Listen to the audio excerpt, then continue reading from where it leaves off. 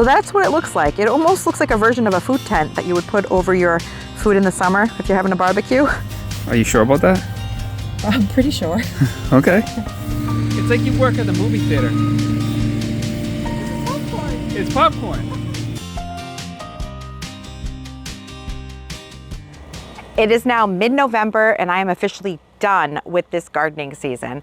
But before I can call it quits, I do have some things to do. We have to winterize some of our outside fountains and bird baths, bring in the hoses, as well as some planters that aren't frost hardy. There is garlic to be planted and bulbs to get in ground and in containers, and some other miscellaneous chores. So let's have a day in the garden of wrapping up the 2023 season. I had some daffodils and some grape hyacinth planted in here last season, but this basket I used to plant a dahlia tuber, so I had taken out all of the bulbs that were in here. The daffodils got really wet and they started to get mushy, so I tossed those, but I kept the grape hyacinth, which are still in good shape, and I have this bag of bulbs that I just picked up on clearance at the Home Depot. So I'm going to do the same thing. I'm going to make a bulb lasagna, and with the bulb lasagna you want to put your larger bulbs at the bottom and then you layer your bulbs so that they'll bloom at different times. So the daffodils I'm going to plant a little bit deeper, then I'll put some soil, and then I'll put the grape hyacinth, and these will be ready for spring. Anytime that you plant bulbs, it's good to give them some kind of fertilizer. I have this bulb tone, but if you don't have bulb tone, even just bone meal works just fine.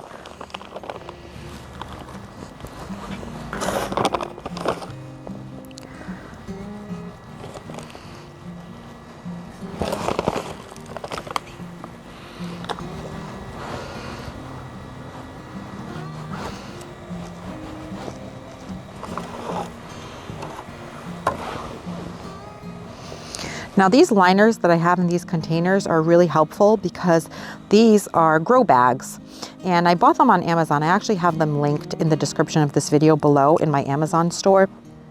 And what's good about them is that they are good for drainage because they're permeable. And now I'm not going to water these. I am just going to let them sit in these containers under my covered porch for most of the winter so they don't get too much water, and then I will bring them out onto the front porch at some point in the beginning of February so that they don't get too waterlogged and risk rotting my bulbs. So I'll keep them out of the elements but outdoors under a covered porch for a couple of months, and then I'll bring them out to start getting some water and sunshine in beginning of February. One of the steps that we take when we get ready for the winter in the garden is take apart any of our fountains that hold water so that we don't risk things freezing and cracking. So this fountain here we usually dump out and we store it in our shed. We also have some statuary and a bird bath that we're going to work on taking care of as well.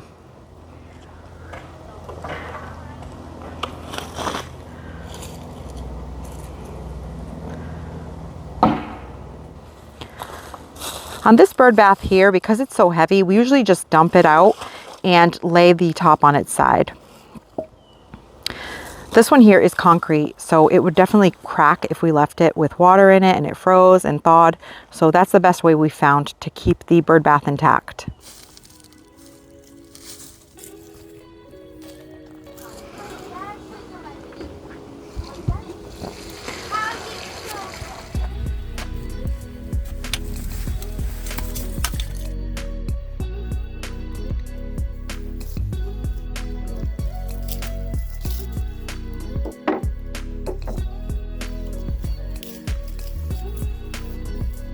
We're in my shed, and this is the spot where we're going to overwinter some of these potted Japanese maples and the roses that I have in my pots.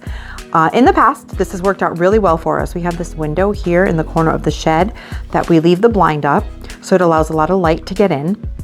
And what we'll do throughout the winter is we'll come in here about every 3 weeks and give some water to all of the plants that we're overwintering here in our shed. Now it's unheated, but it's out of the elements, so it is really helpful to keep them just a little bit warmer than they would be outside. And what we did was we just set up anything that had a flat surface, such as these little plastic side tables, that kneeling bench, the chairs, as well as the the side tables. Even the cinder blocks are going to serve as a surface for us to be able to put those potted plants on top.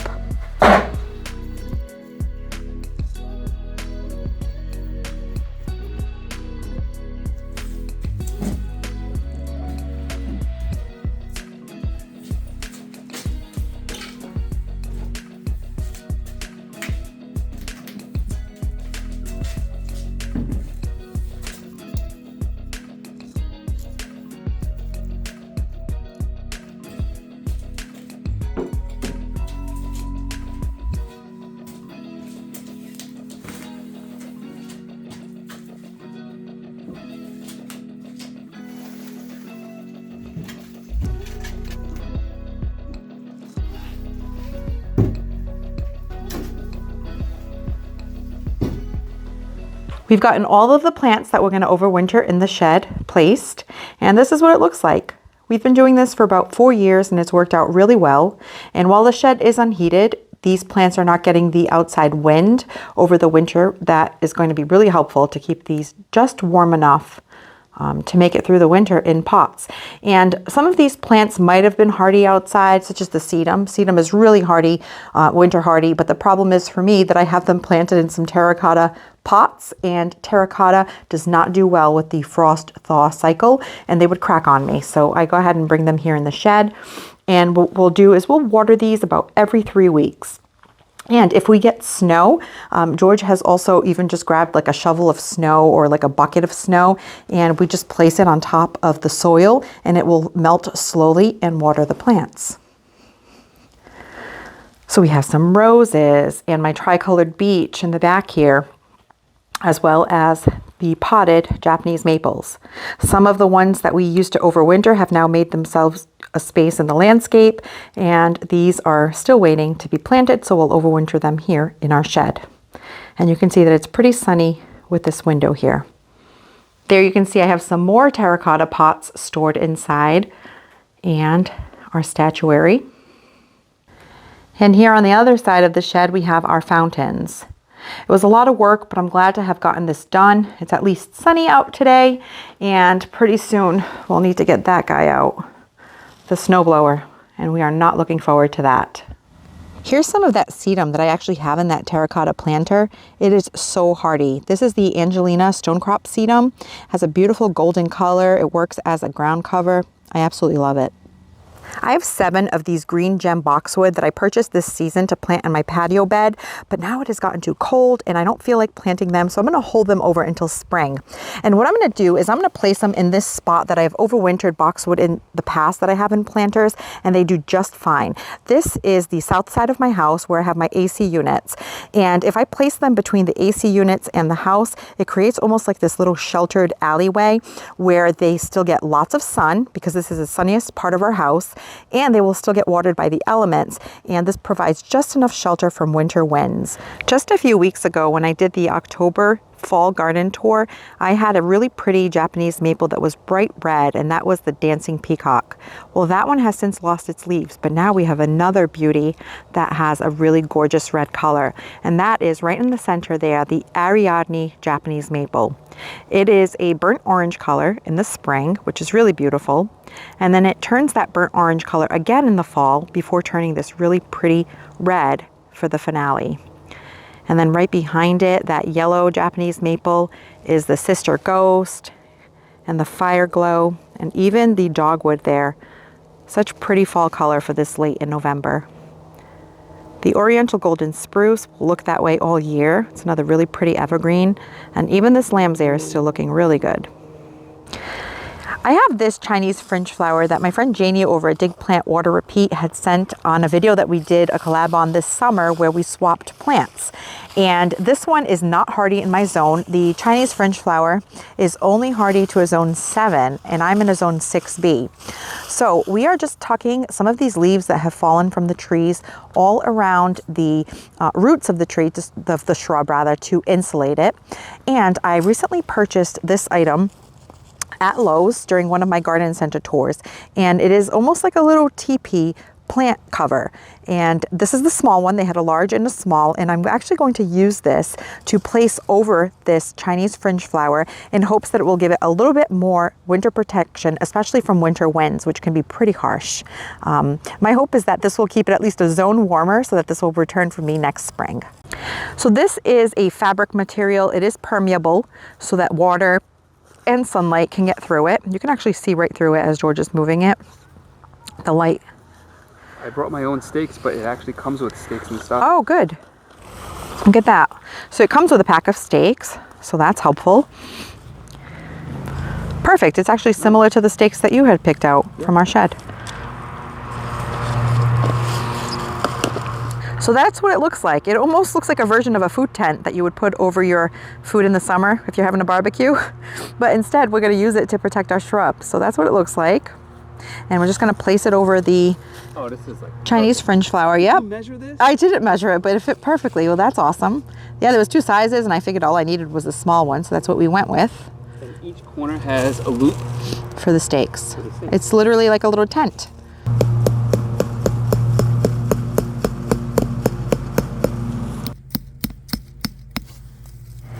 If this is an item that you think would be useful to you, this winter plant shrub cover, here is the tag from it. And I'm gonna try to find the link on the Lowe's website, and I'll place it in the description of the video below. And sometimes YouTube will let me tag products. So if you see that float across, you can click on that link as well. But it looks like it'll do the job just fine. It looks promising. The real test will be whether or not my Chinese fringe flower makes it through to the spring. This year, I grew a really beautiful variety of a low-growing zinnia in the front of this border. It was called the Double Zahara Raspberry Ripple Zinnia, and it had a really beautiful striping effect, fuchsia and white, and the pollinators loved it. And I loved the way that it looked in the front of this border, so I plan on repeating that again next season. Now, I did collect a couple of my seeds, but because these are F1 or hybridized seeds, typically when you collect them and try to regrow from those seeds, they don't come true to the variety. So while I will try a couple to experiment and see what they turn out looking like, I'm also going to buy a fresh pack and grow these again next year. They were a really good performer, low maintenance, didn't need much deadheading at all season, so I really loved them. But now it is time to rip them out and clean up this space. I also went through and cleaned up all of the foliage on my peonies, and I like to do this in the fall because they start pushing out their eyes for next spring's blooms pretty soon. Actually, some of mine are already pushing out eyes. And so I clean up the foliage and I place back the ring, which the peony rings are really great about keeping them growing upright. Because peonies have really heavy blooms, they have a tendency to flop. So I have found that these rings or these supports are really great to keep them growing upright. It is finally time to cut back this gomphrena. And last year I pulled the whole plant out of the ground, but I noticed it would leave a big hole of where the soil is. And instead of doing that now, I'm just cutting it right back to the base, and I'm gonna let the roots from the plant sit in there and kind of break down. And that way I'm not removing soil from my bed. Unless they're like really loose, like this one, I could see that it wants to come up. You can see that, but I'm actually just gonna cut it real low, because every time that you grow a plant, it does start pulling soil out of your bed. So this will break down over the winter. So I'll just leave that right in there.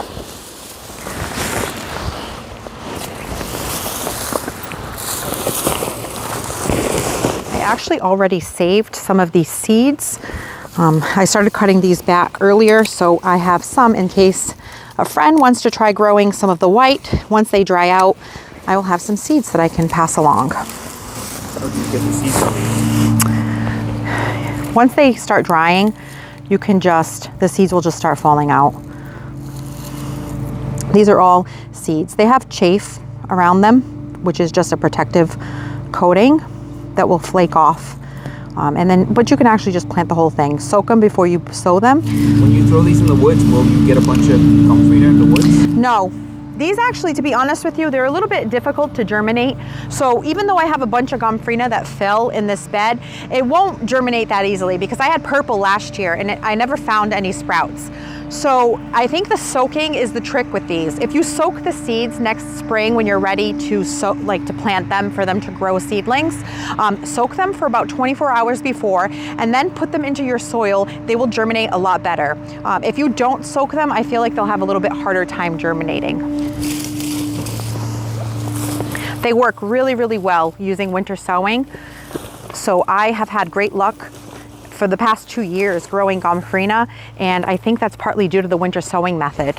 They germinate really well. Maybe they need that cold stratification in order for them to germinate. For whatever reason, they do well with winter sowing. We'll do a gomphrena grow along this year in the spring.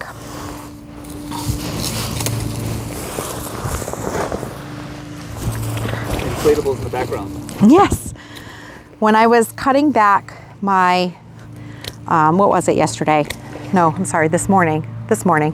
When I was cutting back the peonies, the foliage, our son had come out and he was looking to ask me if he could put up his Christmas inflatables because he loves inflatables. And I showed you in one of my last videos his Halloween ones. And no sooner did he take down the Halloween was he ready to put up Christmas. But George is always hesitant to let him put them out too early because the grass isn't quite dormant yet. And so what happens is when the inflatables sit on the grass, it can kill the grass.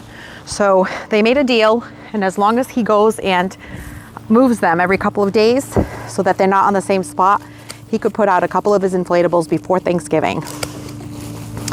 So he was really happy about that.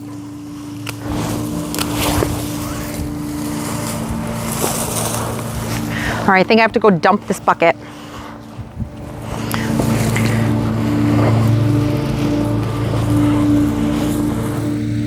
It's like you work at the movie theater. This is popcorn. It's popcorn. It looks like popcorn. Yeah, it looks like you're seriously at the movie theater cleaning up after all the teenage kids. All the kids that just went to watch Taylor Swift. Yeah. Eras tour. Hurry up! We got another show in 5 minutes. Gotta hurry up. It doesn't matter what time I do work out here, there is always a lawnmower going. Always. I think that's what happens when you live in suburbia.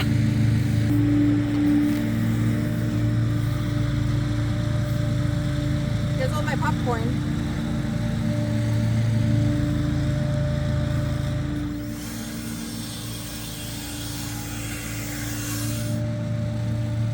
This is what the corner that I call Steph's home nursery looks like after a season of holding over plants. All of the leaves got in there, so it's quite messy. I've moved everything that I'm going to still try to overwinter into the wagon here, but I'm just going to clean this up because it's just gross.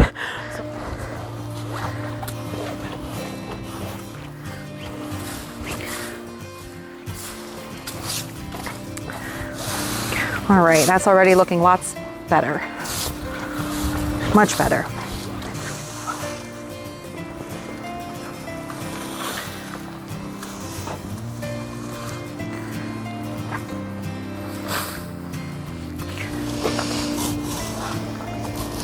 Super satisfying. So much better. So remember this summer when we dug up the daylilies? I gave a bunch of them away, but I still have quite a few in here that I'm going to try to winter over. I know that at some point I will find someone who loves daylilies and I could pass these on. So I'm going to try to put some leaves in here to see if I can mulch them to keep them a little bit warmer, but this is where I'm planning to overwinter the daylilies. I have this shrub here, which is a Korean spice viburnum that I bought this spring. This was a wish list plant for me. I had it on my list for a couple of years and I finally found one this spring at the Home Depot. And it was just after it bloomed. It gets really pretty and fragrant white blooms. But of course, like most gardeners, when I buy things, I didn't necessarily have a spot for it. I just knew that I loved them and wanted one. And so what I'm going to do now is I'm going to overwinter it in this vegetable garden bed. Now, if you have some plants that you haven't had a chance to get into the ground yet, but you want to hold it over until you're able to plant it, if your vegetable garden is not in use over the late fall and winter months, it is a great spot for you to use to plant some plants that you don't have a spot for yet. So that's what I'm going to do with this Korean spice viburnum. I'm going to put it right here in my raised garden bed until I find a spot for it next spring.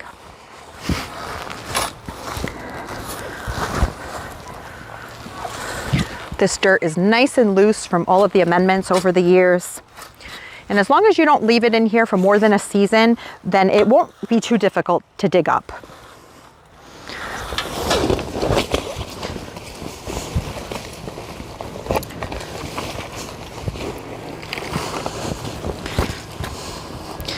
So you can see that the roots are pretty windy. So this was getting pretty root bound in its container.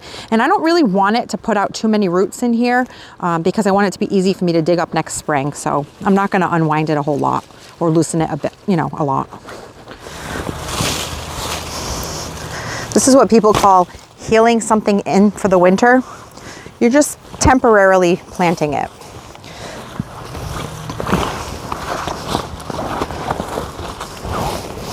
All right, another thing knocked off the list, and on to the next one.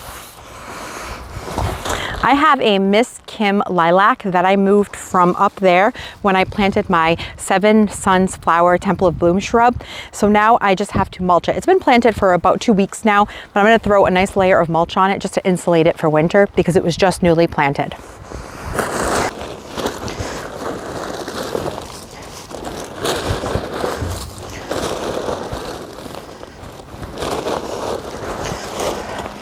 I have these gladiator alliums that I picked up recently on clearance for 50% off at the Home Depot. I was only able to find 2 packs, but there are 3 bulbs in each, and I'm gonna plant them in this bed. In the spring, I have lots of iris in this bed that bloom, but I don't have a lot of spring blooming bulbs. Last year, I did add some daffodils, so now I'll have the iris, the daffodils, and some of these gladiator alliums.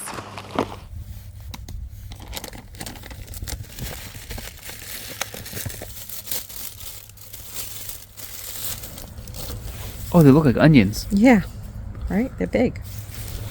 The bigger the bulb, the bigger the bloom. Are you sure about that? I'm pretty sure. Okay.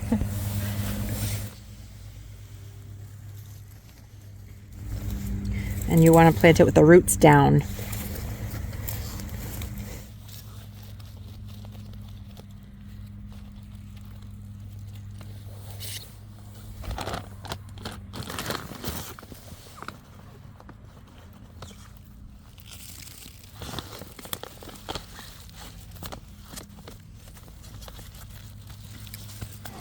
I'm also going to be planting some of this Allium Christophe. I grew this for the first time last year. I had picked up a couple of packs of bulbs at Lowe's and planted them last fall, and in the spring they were absolutely beautiful. So when I saw them this year, I picked up some more. They are pretty short, but they have these really large sphere or ball shaped blooms with these little open stars. They're just really unique and pretty. So I picked up 2 more packs for a total of 12 bulbs, and I'm going to place them here down my walkway in groups of 3.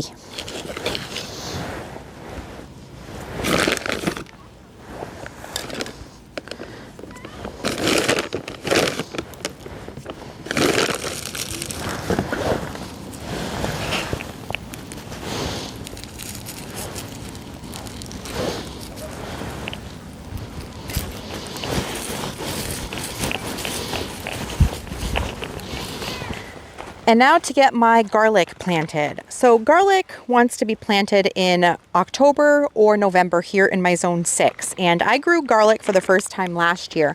And it didn't do well for me, but I did experiment and use grocery store garlic. And most of the time, the garlic that's grown in a grocery store is soft neck. And soft neck garlic isn't great for growing here in the Northeast. We're supposed to grow hard neck varieties. So I'm still learning about garlic. This is gonna be my 2nd year growing it. And I'm gonna go ahead and plant it in this bed here. Now this bed was growing peppers as well as some onions and a dahlia. So I think it's probably a little depleted of nutrients.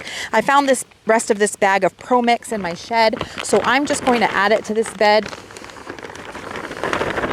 to amend the soil a little bit. And I also have a bag of mushroom compost that I recently picked up.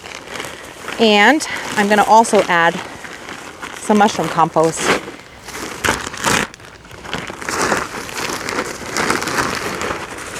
I'm gonna use my new garden fork, my new favorite tool, and I'm gonna work that all in.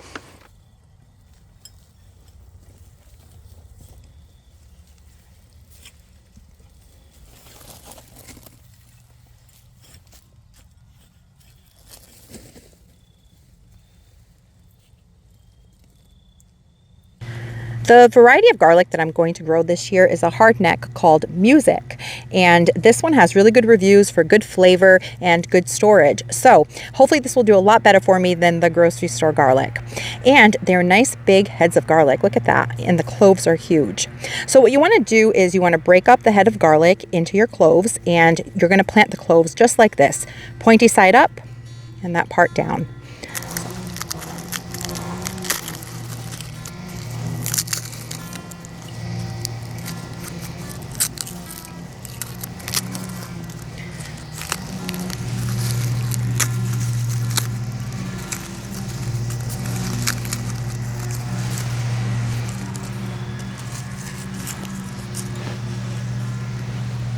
Out of those 2.5 heads of garlic, I was able to get 17 really good sized cloves. I have these 3 that are a little bit smaller. I'm still going to plant them, but in total, this was a 1/2 pound of garlic.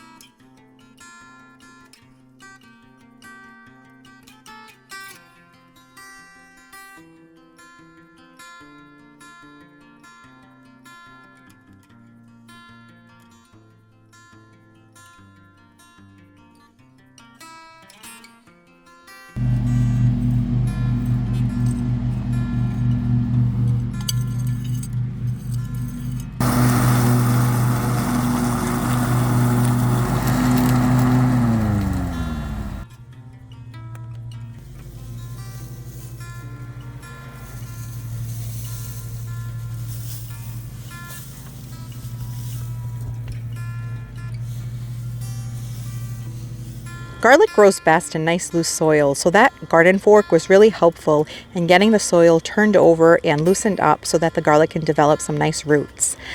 George was also giving the lawn what we hope is the last cut of the season. So as he was wrapping up, I asked him if he could mulch some leaves for me so that I can go ahead and put this mulch over the garlic and tuck it in for the winter. So now all that's left to do is let it do its thing, and when I see some greens popping through the leaves in spring, I will go ahead and give it some fertilizer. We're taking advantage of this beautiful Saturday to get all of our last minute winter stuff done. George is actually blowing out the irrigation today, so you can see him up at the house there, right there. And he has his compressor hooked up in the house, and then what he does is he goes zone by zone and turns on the sprinklers just so they can get all the air out of the system. And yeah, and that's his process every fall for blowing out our lawn irrigation system. Well, that was a couple of really productive days in the garden, and I'm thankful to have been able to get all of these last minute things buttoned up before it gets too cold. It's already getting there. But I wanted to take a moment to thank you all so much for watching my videos and commenting. I know at this time of the year, most of you have stopped working in your gardens, so I do appreciate you coming and watching my videos and supporting my channel. And I love to interact with you in the comments, so thank you again so much. And as always, I hope that you enjoyed seeing what I had to complete in the garden today. Thank you so much for spending your time with me, and I'll catch you on the next one. Thanks for watching this video. If you liked it, please hit the thumbs up button, and please consider subscribing so you don't miss any of my future videos. And we'll see you soon.